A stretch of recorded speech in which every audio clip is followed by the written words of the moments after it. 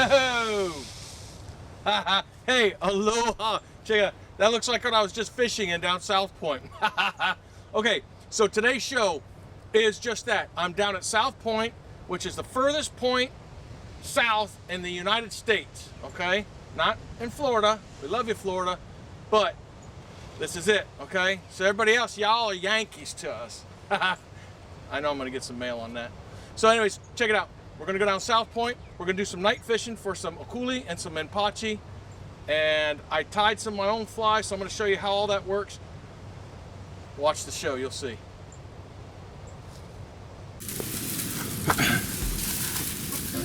Hey, check them out. So here's a little tip for you, okay? We're down here South Point, and it could be anywhere. You could be like anywhere in the tropics, like Hawaii, or if you go to some far off place like Hawaii, and you set up your canopy, and the sun's really raging. If you see, I got my whole camping setup underneath here. Got my nice mosquito net. Tropics, remember, bugs, flies bite, that sleeping bag set up in there. But here's the thing is that sun beats down and it hits these tarps. Whether it's a silver tarp, the blue tarp, brown tarp, camel tarp, doesn't matter. That sun hits that and that turns into an oven underneath, right? So I started thinking, what can we use? So a little trick that I just found, and it's actually working very well under here, is those emergency blankets. Those silver ones, the really light ones that you use. I taped 2 of those together and then taped them to the inside of my tarp up here. Wow, what a difference. So there's a little tip for you. Take 2 of those, tape them together, tape them to the inside of your tarp over your truck bed. Helps you out. You're welcome. So some of the stuff I'll be using tonight is I'm starting off with one of these flies that I tied. I got the double hook. It's a size 6. I have the glow in there. It's a glow bead on it. So we're going to use that. And sometimes when they won't bite the short stuff, you want to make one a little longer. And you've seen we had made some longer before. And so you see the difference in those. And just the length. This one I made a lot thicker than that one. But hey, sometimes it doesn't take much. Sometimes it takes a lot. I'm going to use a single hook tonight. I really like this color. It's also got glow in it. It's a size 4 hook in there, single hook. But it's that pink, shiny. Usually gets them pretty good with the red. And then also is, you get that guy. And that's got a double hook on there. It's a double size 6 hook. Got the glow in it too with the red. So we'll see what happens there. On my other pole, I'm using a size 7 AH hook. You guys can see that. And those work out really nice. And some of the colors I'm going to try. It's a green glow. That's a 1.5 inch or 1.5 inch. Back home the brand name was Mr. Twister. Here we call them Grubs. So we got the green one. And here's a really good one too. And that green one glows. But this one's called Firecracker. And you can see it's like red, white, and blue. Woo, chee-hoo. Alright, enough of that. And then a good old pink glow. Make sure you get it that says glow on it. That's what I like to use. Now sometimes when they won't hit the smaller ones, at 1.5, I'll get the 2 inch. So you get a little bit bigger. And I go with that. Now I just want to tell you guys, when you hook these, well, you're not supposed to drop your hook. When you go to hook them, you're not going to hook them all the way through. What you're going to do, see if we can do this so you can see. I go hook down, and I go tail down, and then just barely hook that through. Can you guys see that? Just barely hook that. And I run that up, and then that's it. Okay? Now you know.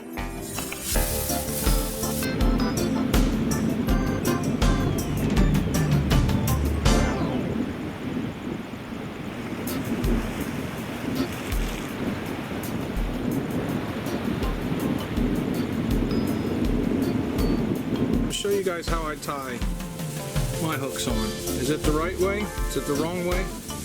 Well, that's the way I was taught. So there we go. I'm going to take, so my hook is facing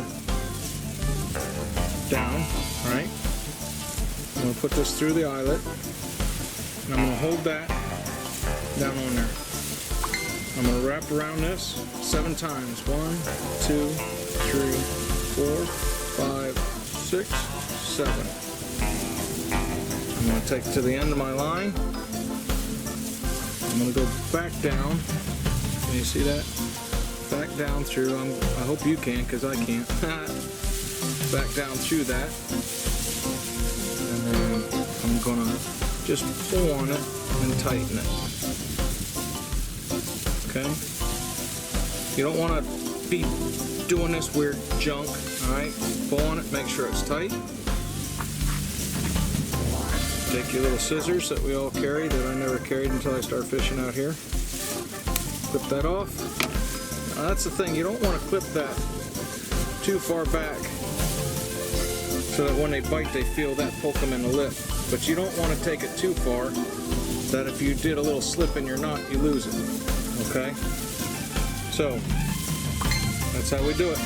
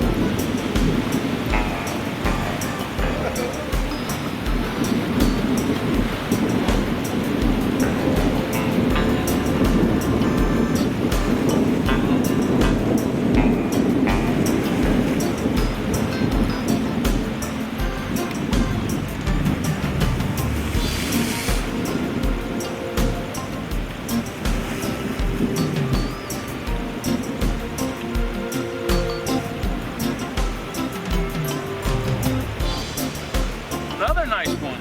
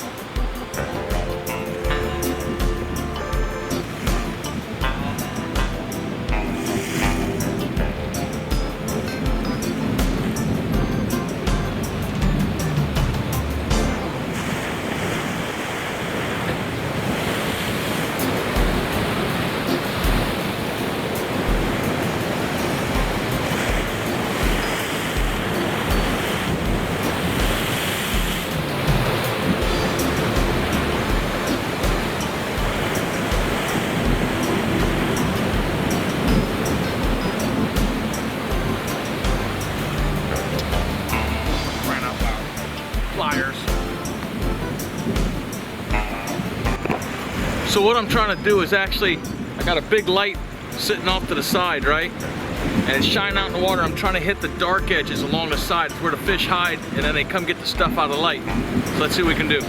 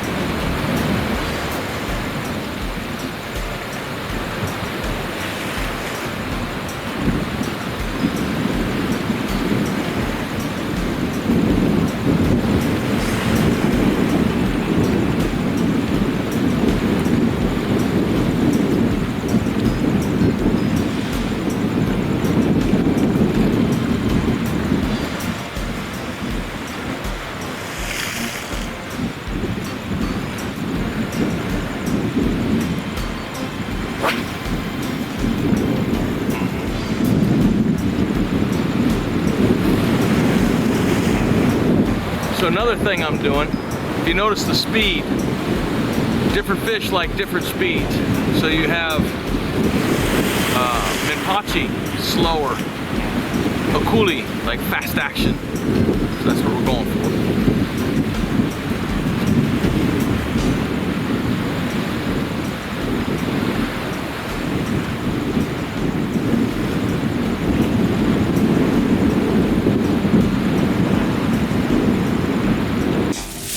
So if you want to tie your hook onto the line and you just got your line free, this is your lead line for something, and then you're going to tie it to your swivel. This is how I tie the hook. So we're going to come from underneath. Okay, see if we can do this. There. We're going to lay that across the back. We're going to wrap it 7 times. Go around. 1, 2, 3, 4, 5, 6, 7. Okay. You're going to take the other end of your line, if we can do this, and we're going to put it right back through the top now. Maybe. There. Okay. Pull that. Always wrap it. Hold on. Pull it. Don't be jerking stuff like that. Alright. There. Pull that. Now here's something else. That last piece you got, you don't want to cut it too far back on the hook. If you leave too much on, when they go to bite, what is that? You know what I'm saying? So, but you don't want to cut it right up on there either. So give yourself just a little bit, that if your knot slips a little, you're good. Okay? Hope that helps. So sometimes I like to throw right across that light, see what we can do. We'll give that a try. Other thing is, the reason I'm using a 12-foot pole is, if you look at the cliffs where we're fishing at, you need 12 foot to get out past that to be able to come back in, so you don't snag up on the rocks. But all right, let's see what we can do through the light.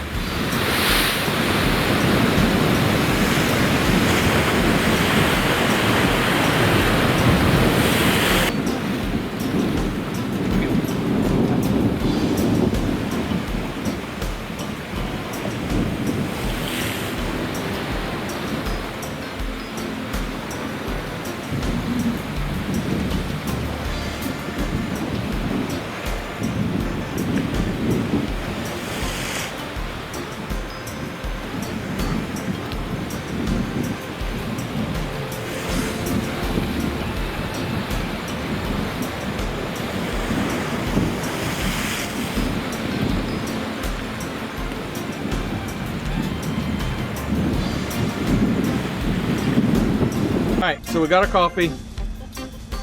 Yeah, that's hot. Got the old soup. The noodles are hydrating because we don't do nothing fresh here. Hey, so a couple things that we got going on here. If you watch when I'm fishing, you'll see me cast out to the shadows of that bright light that's out there.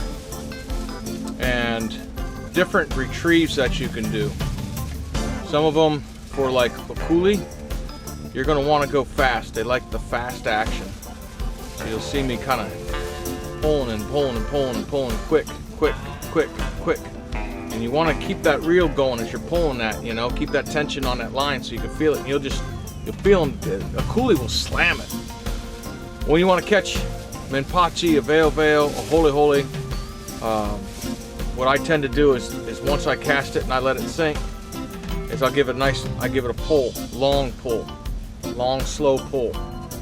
And you'll feel it when you're going through, you'll just feel that little tap, tink, tink, tink. It's like, oh, there it is. Holy tend to give you like a tick, tick, tick. Ooh, pull on them, rip the lips off, because they got lips.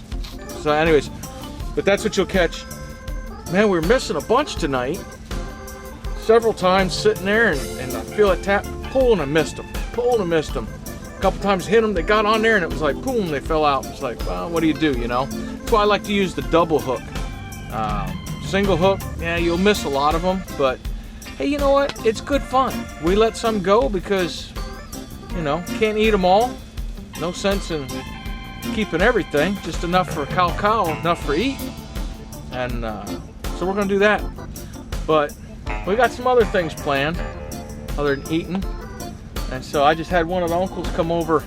I see him when I come down here. He's like, hey Jeff, you catching anything? I said, yeah, I'm catching minpachi. How about you? I said, nothing but waves. This water's rough today, so I told him, hey, fish out there by the lake. So I'm on the side, he's there. Hopefully I don't catch him. But anyways, hey, coffee don't drink itself and the noodles don't eat themselves. So see how these batteries are charging up. All right, good stuff. So we'll see you guys in a bit. Hoo ho.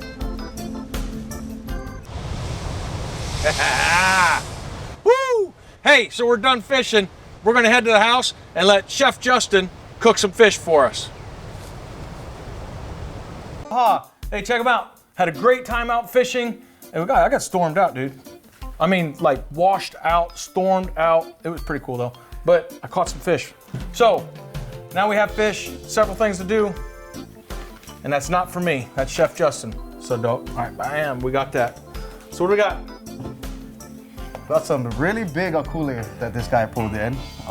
Some nice sized minpachi. You don't want them too big or too small, but that's perfect size for what we're doing in the wok today. And we're gonna get right to it. We're gonna take this akule, get some egg and tempura batter mix, and this is watered down, so we don't have a thick layer on it. And we're actually gonna put in some panko mixed with some flour. I'm gonna go ahead and line this guy up. We'll put this here. Okay, so I noticed what you did here, and I scaled these, and I know I mentioned before on there for the akule, I don't scale the akule because usually I just do it the old way, salt, pepper, throw it in there. But since he's doing the panko on there or any kind of a batter, Jeff told me I had to go back and scale them. So my job is never done. Anyways, so why did you slice these all? Well, these are really big akule, Jeff. I've been told I have big akule. And we wanna, since it's so thick, you wanna get some cross cuts in there so you can get the fish done all at the same time. You don't want the middle to be raw, especially next to the bone. It might be raw and chewy, and you know, you kind of, if you have fried fish, you want them to be fried, right? Mm-hmm. Right. That's why we gave those guys, and notice we didn't do that to the minpachi. Yeah, because they squish in there. Yeah, just get a nice little, real wet batter. Again, we want to not have that too thick, so that we can have a little bit of flour and panko mix. Stick to that bad boys. So that's nice right there. Just take this guy. One minpachi.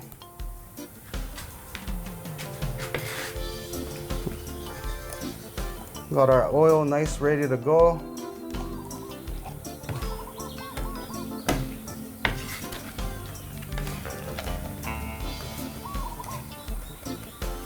So now, for those who are watching this, don't understand what I know, like in Ohio, we never used a wok.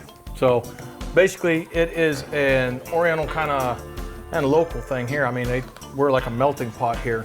It's just a big old metal bowl that we put the oil in and cook it up. It's like a deep fry. It's an outside deep fat fryer is what it is. So, does it matter what kind of oil you use? I like using vegetable oil.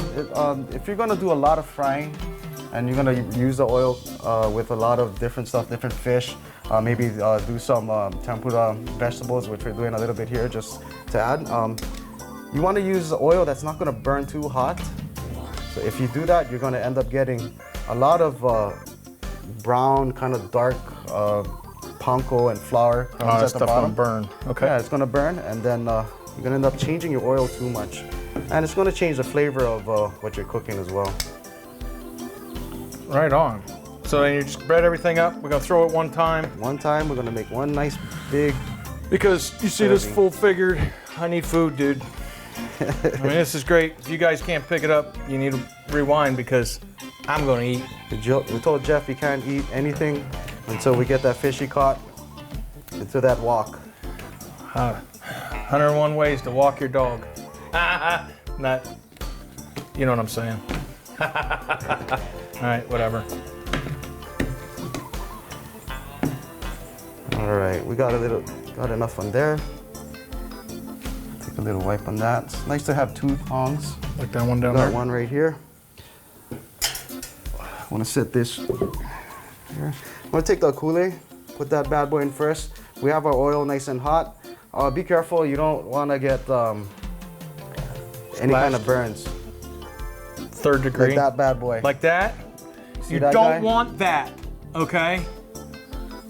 Look at here. Perfect temperature.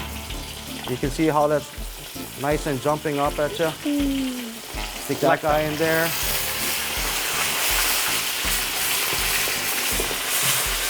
You gotta turn down the slight.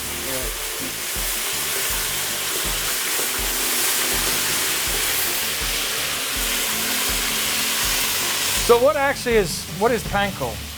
Panko or panko or whatever you call it. What is that? I know it's a Japanese like breadcrumb is what it is. I just didn't know what kind of. I'm not exactly sure what it is. I probably should know that. We'll figure that out by the end of the episode. It'll be on the next show. But we are going to be using a lot of that. It's really nice way to cook. We do a lot of fish, vegetables, and all sorts of stuff. You can even do chicken and some beef and stuff. Yeah. We're gonna let that sit in there. We're gonna use our different tongs. This one's not gonna touch any of that. And keep it nice and clean, just the oils on it. Move this guy around a little bit. The vegetables are gonna get done a lot quicker. So right now it's just a waiting time. Hey, I noticed that's browning up pretty nice in there. Yep, nice. We'll give it just a turn. Get that real. Man, Jeff, these are big akule. You call me fat? My coolies? You're gonna need a big belly to fit that in. Oh, for sure. brother, I got that covered. So, one of the reasons why we're not cooking this inside is because my beautiful wife, Nahualani. Yeah. I said, babe, so we're gonna film this, we're gonna put in. She said, not in my house, you ain't. Babe, come on, it's got, nope. So that we don't smell this for the next 3 years. So if you're gonna cook fish, always cook it outside.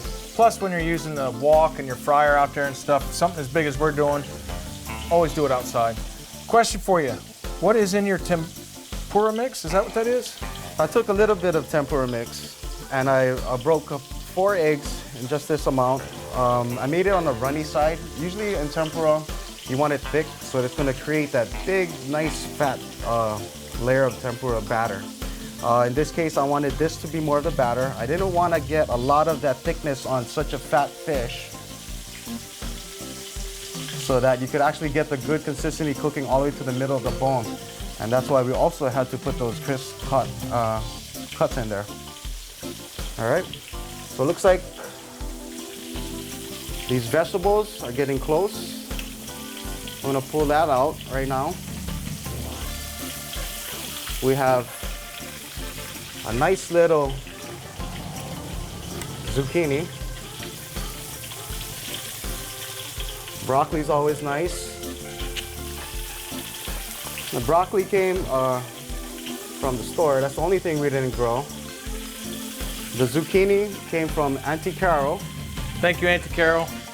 And Shout out to the you. eggplant came from Mr. Beatty and his awesome good. Oh yeah, he's got a nice garden. Auntie Carol's got a nice garden. Always nice garden. I get all my stuff from those two guys. Farm to table. Farm to table. That's the way to do it. Look at that, man, Pachi. So this guy is nice and crispy. Get that guy right here. And we're gonna give this just a couple more minutes, maybe a minute or two. Let that slowly cook more. You can see the oil. It's not like how it was before when you first got it in. This is where you kind of want to get that temperature right there. Just by looking at that oil, that's going to kind of slow it down and get more of that depth in the middle by the bones cooked. If it was hotter, the outside of your fish would turn black, and then you won't have that nice fish anymore, and the middle will still be raw. Now you're gonna have to feed that to the cats. Meow. Yeah. Look at this guy. Alrighty. Now you could bring it out, take a look at it. It's kind of bend a little bit. That looks nice and good in the middle. So I say we're good, Jeff. There it is. That's good. So Right on. This is actually a meal for one big boy, 1.5 medium boys, or 2 small people. This is actually a lot, probably more vegetables in there. Yep. But that's how we got it. Nice, simple, super fast. We can repeat the process for serving singular plates, or what you mainly want to do if you're gonna have a party, like we always have parties, all the family and friends coming over, enjoying this awesome food. That this guy goes out there, risks his life in all this thunderstorm, lightning, water, drowning on land almost. You want to cook the fish first. You cook the fish first, then you add the vegetables. Yep. Well, right on. Hey, Chef, thanks, man. Appreciate it. Fast, nice, and super ono. That's how we do it. Hey, guys, so if you want to watch the rest of this, go on to YouTube and log on to Kekoa Outdoors, Kekoa, and you can watch the whole show in its entirety. Right now, we got fish to eat. So until next time, aloha, ahui ho, see ya. Dude, all right, I'm eating some of this stuff, man. Get these flies out of here. Na Yehova oi, a e ho'o mai ka I mai, a e mālama mai. Na Yehova e kau mai I ka mālama lama, o kona maka ma luna iho o, wa e loko mai ka I mai ia oi. Na Yehova e maliu mai ia oi, a e haawi mai I maluno.